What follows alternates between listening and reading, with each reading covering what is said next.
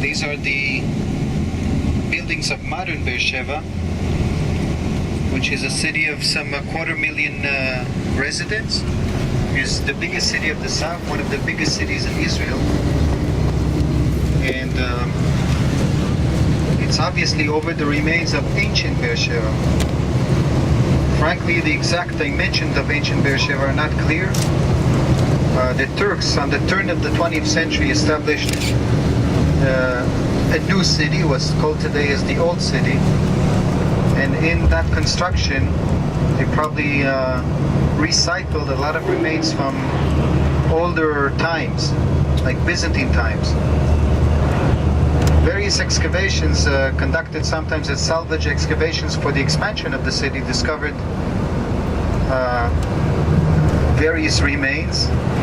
Most of them actually are churches. It turns out that Beersheba had 5 or 6 churches in Byzantine times.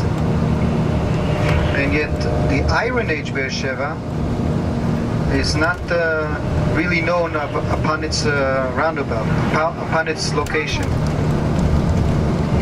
It is presumed that it's near the market of today, where some remains were found of a Roman bathhouse. Perhaps there was a Roman force stationed there, and a small Iron Age stronghold. But if it's the city, if the city is there, there isn't much that we know of. On the other hand, just half a mile away from that area, there is a site called the Mound of Beersheba, Tel Beersheba or Tel Sheva,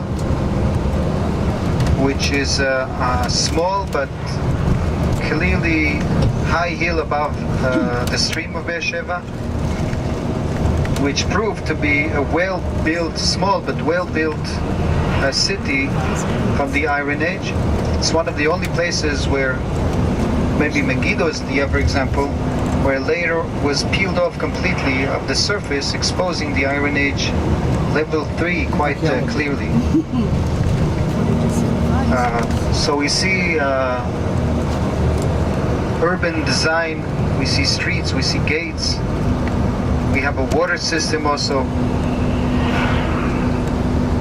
And all of this gives us a good insight of what administration centers of Iron Age look like. Not the city itself, but some sort of administration center.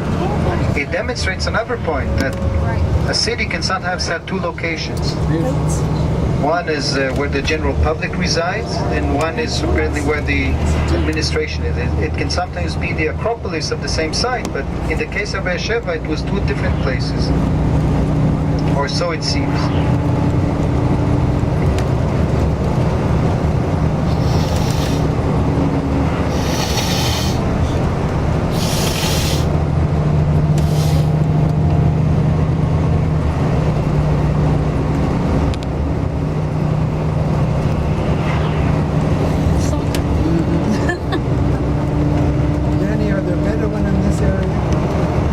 These are all Bedouins. The whole area between Beersheba and Arad is the Bedouin triangle. There were Bedouins all the way into Sinai Peninsula, but after some terrorist actions, especially after the assassination of an Israeli officer, Moshe Dayan gave an order to put them all in the area between Beersheba and Gaza, Beersheba and Arad.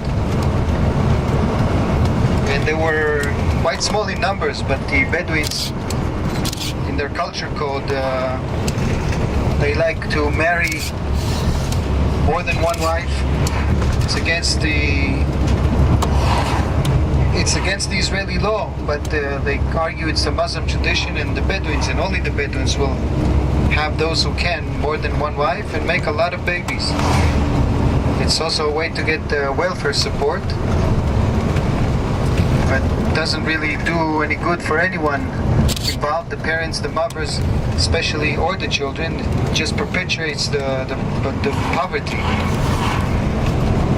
And in their attitude, some are pro-Israeli, some serve in the army, or some tend to be more Muslims and more pro-Palestinian.